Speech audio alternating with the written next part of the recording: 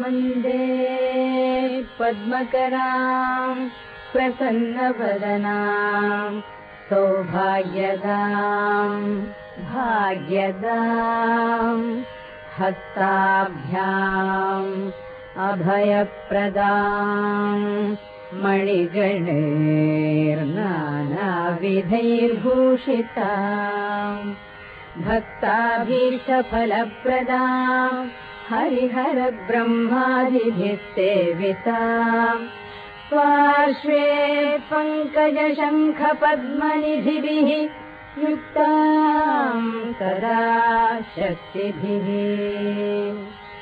सरसिजनिलये सरोजहस्ते धवलतमाशुकगन्धमाल्यशोभे भगवति हरिवल्लभे मनोज्ञे त्रिभुवनभूषिकरि प्रसीद मह्यम्।